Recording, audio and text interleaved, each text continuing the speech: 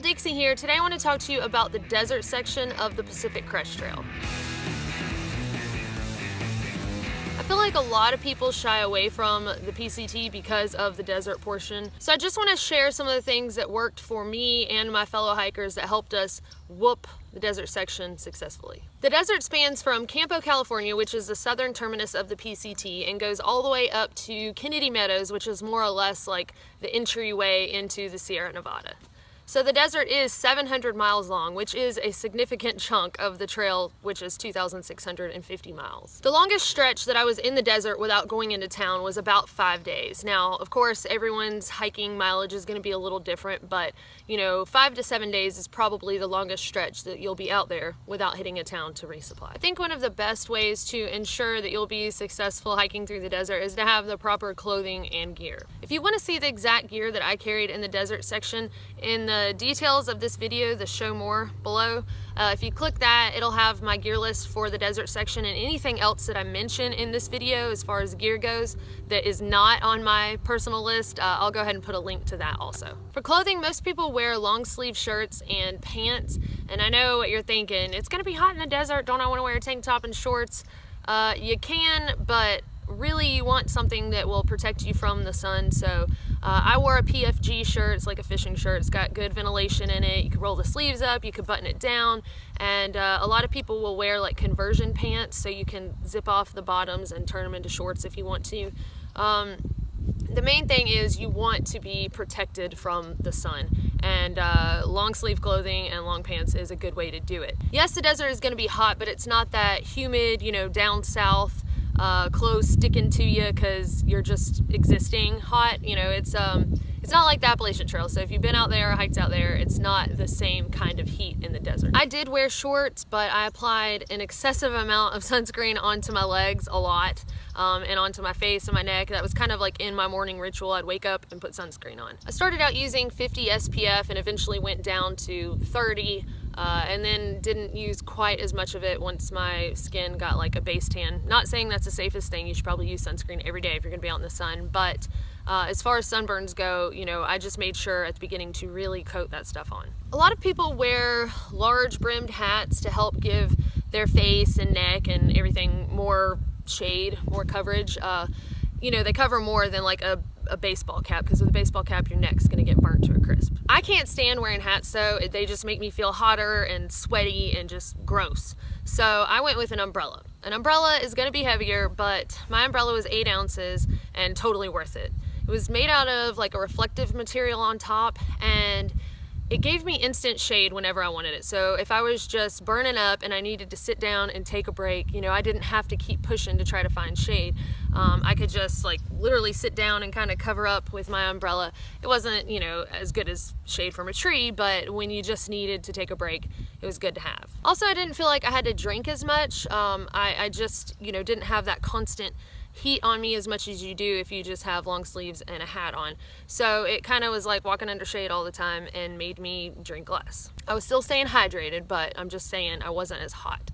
Also, I could walk in my sports bra only to give myself some, breeze, and I was in shorts, so the umbrella helped to cover and shade my legs a little bit too. Some people also use sun gloves. So if you're not going to have an umbrella and you're just going to be hiking with your trekking poles and your hat and your long sleeve stuff, your hands are really exposed. Sun gloves are basically just real thin gloves that protect your hand from being burned to a crisp. Normally, your fingers are out and they're going to be like on your poles anyway, but it just helps protect the back of your hand, especially like this area right here. And if you're not going to use sun gloves, I didn't. I think the umbrella also helped with that, but you just make sure to sunscreen your hands really well in the morning. And your hands, regardless if you sunscreen or not, are going to get dark. It's kind of crazy because I was like, are my hands this dirty or is that the tan? And sometimes, yeah, it was a good bit of dirt, but my hands were darker than they had ever been. Also, gaiters might help in the desert because it is the dustiest,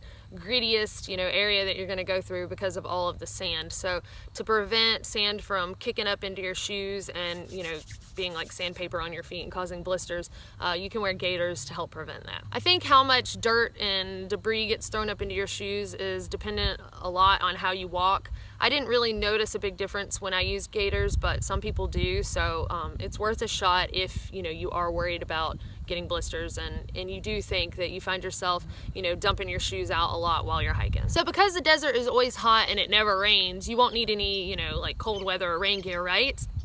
Wrong. I would actually recommend carrying both. I started in early April, but even folks that started in late April experienced cold weather. So there was one night where I had stayed at an actual campground. It was pretty nice to be able to stay somewhere with flushing toilets. But anyway, while I was in the shower, I had washed my clothes, and when I went to sleep that night, I hung them up on my tent to dry so that, you know, I could put them on in the morning. And to my surprise, they were frozen to my tent. Now this is in the desert, so the desert does get cold. So whether you're starting in April or May, I honestly, anytime if I were to take another trip to the desert, I would carry warm clothes to sleep in. You just don't ever know what the desert weather is gonna do, and you wanna be prepared. Even at the end of the desert, when I was in the Mojave and it was like the hottest thing I had ever experienced, like the worst level of Hades, I was gonna send home my cold weather gear. You know, I hadn't slept in my leggings or my long sleeve top in forever, and you know, I felt like I was just carrying weight that I didn't need. I almost sent them home in a town, and thankfully the post office closed before I could get there, so I had to tote it, you know, through the next section. And I am so glad I did, because for the next like 3 days it got freezing cold at night. The wind was blowing all day long, and it would have been absolutely unbearable probably without my cold weather gear. So don't make that mistake. Make sure you have stuff in case it's cold at night in the desert, because likely you'll experience that at some point. And as far as rain gear goes, I think, you know, I didn't get a whole lot of rain in the desert. I know what you're thinking, well, the rain would feel good on me while it's hot and I'm hiking. Yes, you're right. But if you go through one of those cold snaps and you get rained on, then it could be dangerous. Also, rain gear acts as a good like windbreaker, because there are days in the desert that are very, very windy. I mean, there were days where I couldn't even hardly record any video of me talking about anything because you couldn't hear me because of the wind. So again, cold weather gear and rain gear is good to have, even though you think that you might not need them in the desert. So let's talk water on the PCT, because it's kind of a big deal. Some years are going to be a little bit drier in the desert. Some years are going to be pretty wet. You know, it just depends. But there are water sources regardless. It's just you might have to carry more in between water sources than in other years. So you want to make sure you have a decent capacity. In a more wet year, I carried 6 liters for, you know, a pretty dry stretch. But most of the time I was carrying between 2 to 4 liters. So how do you know, whether a water source is going to be running or how often you're going to come by them? Well, one way is the water report, and that's just a document that's put together by hikers. You can Google PCT water report, it'll pop up, and I would suggest in every town that you're resupplying, you go ahead and re-download that PDF to your phone. Also, if you're using a smartphone, you can get GutHook's app, and that allows you to comment on towns, on camping areas, and especially water sources. It's always helpful that all of the hikers who can, if they would contribute to that, because it's nice to have, as up-to-date information as possible. So basically you'll just comment and say the water source looked good, or it was flowing, or it was no longer flowing, or it was a slow trickle. So that way, if the comment that says it's a slow trickle was made a week ago, you'll know not to rely on that water source because it may have gone dry by then. It is very important to stay hydrated though, so if that means carrying a little extra water, then do it. Make sure that you have, a decent capacity of water. Again, if you look ahead at the water sources, you can kind of plan for, okay, it's going to be a 20-mile stretch. I need, so many liters per so many miles, and you'll just calculate how much you're going to need to be able to carry. So always plan ahead, and again, it doesn't hurt to show up at the next water source with extra water. That's actually a good feeling that you didn't run dry. I didn't care how warm my water got, but for some people, drinking cool water is a huge morale booster. So, if you're worried about that, I would suggest going with a bladder inside your pack to keep your water a little bit cooler. For me, I carry smart water bottles in the pockets on the outside so the sun can hit it and it does get a little bit warmer. I used a Sawyer filter because there are less trees in the desert than in other sections, and then what I experienced on the Appalachian Trail, there was nowhere to hang up my platypus gravity filter, so I ended up holding it up. So I sent that home and went for the Sawyer squeeze, which I could just screw on top of my smart water bottles. So I just collected dirty water in my smart water bottles and drank it through the Sawyer squeeze. I did keep extra bottles designated as clean bottles to do drink mixes in, because you know you're going to be sweating so much in the desert that it's really good to replace your electrolytes. So I carried like Gatorade packets or Propel packets, Propel water, or you can get like Mio with electrolytes. So any of those things to help you drink more water, because you know you might get sick of just like the plain water taste, or sources that don't necessarily taste that great. That kind of helps mask the gross taste. But for me, even like not so good water sources out in the wilderness always taste better than chlorine water in town. I always like to camp near water when I can. I mean, that might put you doing way too few miles or way too many miles in a day. So there will be times for sure that you have to dry camp, which is just, you know, where you have carried all your water to that spot with you and there is no water at the place that you're camping. That always freaks me out because I'm scared I'm gonna knock over a bottle, but that's where having a little bit of extra water comes into play. If you do camp near water, then you know you can really make sure to hydrate that afternoon, evening, and in the morning before you leave. And then, you know, some meals that you might cook at night might require more water than others. For example, mashed potatoes and macaroni and cheese take more water than like ramen noodles. And you could always do no cook, you know, in the desert if you wanted to help with how much water you've got to carry. And last but not least, when it comes to water, I would say really soak in the water sources that are nice to swim in when you get the opportunity. It's just a wonderful experience to be walking through the hot desert all day and to come to, you know, a huge river that you can just kind of sit down and relax in for a while. And those are the moments that you really want to take the time to enjoy, because you work so hard on the trail, you know, for that final goal of finishing an over 2,000 mile hike. So you just got to take some days and just enjoy it. The Whitewater River in the desert and Deep Creek Hot Springs were probably two of my favorite places to really just like bask in it and enjoy it. Because of all the heat in the desert, heat exhaustion is something to look out for. You know, if you're feeling dizzy or your skin feels like cool and clammy and you're just sweating all over, you know, even though it's like really hot out, your skin feels cold, or you get a headache or you start experiencing cramps, you know, if you just don't feel good, make sure to get in the shade as soon as possible. You know, drink some water, take some time off, and you can wet a bandana and put it on your neck or on your forehead, you know, and kind of research into heat exhaustion and things to look out for. But you know, it is something that could happen and something you should be aware of. If you're somebody who enjoys napping, then you're gonna love the desert because it's almost required.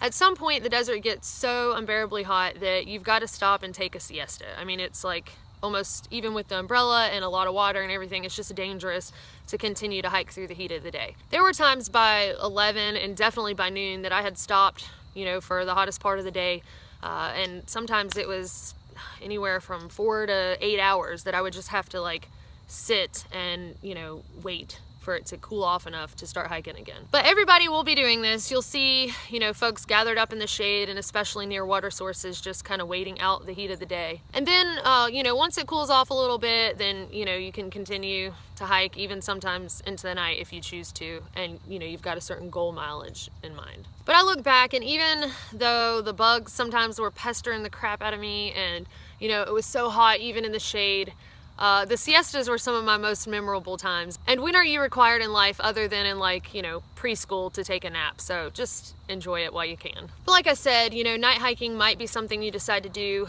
whether it's like early in the morning night hiking or, you know, late in the evening after the sun sets night hiking. But I would recommend having a decent headlamp for night hiking. That way you can see any critters that might be on the trail in your path, or, you know, so you don't fall off a cliff. So speaking of critters in the desert, there are all sorts. You got kangaroo mice, coyotes, mountain lions, rattlesnakes, all sorts. The only ones I'd say that you really need to worry about, or that you're really probably going to encounter, are rattlesnakes. I did see 9 rattlesnakes while I was hiking in the desert, but I didn't have any near misses. None of them struck at me or I jumped away just in time. There were some that I got a little too close to before I noticed them, but that's just it. You have to be aware. But you are in the wilderness and you are in the rattlesnake's house, so you just got to pay attention. You know, when you sit down for lunch, check both sides of the log that you're sitting down on, or a V in a tree. I found a baby rattlesnake curled up in a V of a tree where, you know, some nice hiker could just sit down and lean their back up against. So you just have to watch your surroundings, you know, try to remember to keep an eye just ahead of you. But I always noticed the snakes that were laying across the trail, you know, before I got into like stepping on them distance. Also keep in mind that not all rattlesnakes rattle. So you just gotta look out for them. I only know of 2 thru hikers that were bit in the last several years on the PCT, and it wasn't in 2017, it was in 2016. And from what I understand, it was one guy who experienced a dry bite, so he got really lucky. Had no venom injected into him. But the woman who got bit, she ended up being airlifted out. She survived, you know. She actually ended up getting back on the trail and finishing her thru hike, you know, after she healed up and everything. So it could happen, but just know that statistically speaking, it doesn't happen very often, and you're probably safer from rattlesnakes than you think. I would recommend reading up though on what you should do in case you are bitten. You know, don't cut yourself and try to suck the venom out. Don't create a tourniquet. They say that those things can actually cause more damage than good. Definitely call for help as soon as you can. And the good thing about the desert is you will have service in a lot of the desert, but if you are really worried about this, it's something that, you know, gives you nightmares or whatever, then you can always take a spot device, so you can call for emergency help with that if you need to. They do say to remove rings or any restrictive clothing because the area will probably swell. Yes, they recommend that you don't move, you know, as much as possible to stay calm, to keep your heart rate down. But obviously, if you're solo hiking, it's better to try to get out or get to a place where you can call for help rather than sitting there still hoping somebody's going to magically find you. And they say allow the area to bleed for, you know, half a minute or so to try to get some of the venom out before you wrap it up. But again, it's probably a good idea if you're going to be out in the wilderness and hiking in rattlesnake country to read up on what to do if you do get bit. In addition to the bigger critters, you're going to see little critters. So you're going to see scorpions and tarantulas and centipedes and things that you don't even know what they are, but they're all kind of cool, you know. Like, where else do you see cool things like in the desert? I don't know. I mean, I've seen scorpions before, but I never saw scorpions that looked like the ones in the desert. And actually, I didn't get to see a tarantula, and I was pretty bummed out about that. The thing I will tell you about them is that I didn't see most of the crazy looking critters unless it was at night. So if you're really scared of them, then you can avoid night hiking. But if you got shoes on, you know, and you're trucking through, most of the time you're gonna be safe for them. If you sleep with your shoes outside of your shelter system, be sure to check them in the morning before you put your feet in them, because I've seen scorpions that are so tiny that, you know, I just barely noticed them. Or else just sleep with your shoes inside your shelter system and then you don't have to worry about it. Although I did see mice in the desert, I never heard of anybody having an issue with their food bag being chewed into. So, but the concern is, like, where do you put your food bag, or how do you hang a bear bag when there aren't very many trees in the desert? Well, it's true, you know, there aren't very many like prime bear bagging trees out there. But what you can do is attach your food bag to like a bush, or you know, just make sure you get it away from your tent. But you do have to worry about the potential of bears or coyotes or something like that dragging it off. So if you're worried about that and you don't want to carry a bear canister, you can carry an earth sack. They are bear resistant, and rodents, you know, have a hard time chewing through them and all that. So you can secure it onto a bush, or, you know, with a rock or something like that. But it is a good idea to get your food outside of your tent. That way you don't have critters trying to come in and check it out at night. The most painful thing that I experienced with any kind of critter in the desert was a fire ant, y'all. A fire ant bit me one night while in my tent. Don't even know how I got in there, but it did, and it lit me on fire. I mean, that's why they call them fire ants, I guess. But like for at least 6 hours or more, it was just this pulsating burn. Like, it would go away for a while and then it would come back. You know, I lived, but it is something to look out for. Those ants are vicious. I guess another hazard I could warn you of is the vegetation in the desert. A lot of things are very pokey, and, you know, there's a lot of cactus. But the biggest thing I would say to look out for is poodle dog bush. And once somebody points it out to you and you see it in person, you're gonna know what it is. The leaves look almost like dusty, and if somebody hadn't warned me about it ahead of time, I'm an idiot and I love to like touch things and, you know, smell them, and I probably would have rubbed all over that poodle dog bush because it just looks so like it should be touched. You'll find poodle dog bush in recently burned areas. It's one of the first things that pops up to prevent erosion control. And also, you'll notice when you're around it, it smells like marijuana. Like, you'll be like, oh my gosh, is somebody lighting up over there? Oh no, it's poodle dog bush and it's right there. So just keep your eye out for it, and if you're not sure what it looks like and you're hiking near people, you know, ask them to point it out to you. And I guess the only other bush or plant that I saw that could be dangerous really is poison oak. So be on the lookout for that also. You know, it is prevalent sometimes around water sources. I know some people have expressed concern about illegal immigrants, you know, being near the border and worrying about people hurting them. People can hurt you no matter where you are. If you're really concerned about that, try to hike with other people. I mean, there's safety in numbers regardless of the situation. You can carry, you know, personal protection like pepper spray or a neck knife. I mean, I'd suggest that if you're going to be hitchhiking anyway. But the biggest thing is to just be aware of your surroundings. So I've gone through a lot of negative aspects about the desert, but the truth about the desert is if you've never been there, it probably won't seem a whole lot like your cliche, you know, desert that you imagine in your mind. For me, it wasn't anyway. You know, I imagined just 700 miles of pure misery, but it was so beautiful. There were mountains in the desert, you know, there were flowers, there was a super bloom going on when I went through. You know, I didn't think I would see much wildlife at all, but I actually did. And it was just more incredible than I could have ever imagined. Honestly, I don't know that I've ever seen as beautiful sunrises and sunsets than I have in the desert. I mean, they were just almost magical, like take your breath away. And the skies are so open at night and just filled with like more stars than I've ever seen in my life that I really wanted to cowboy camp every night.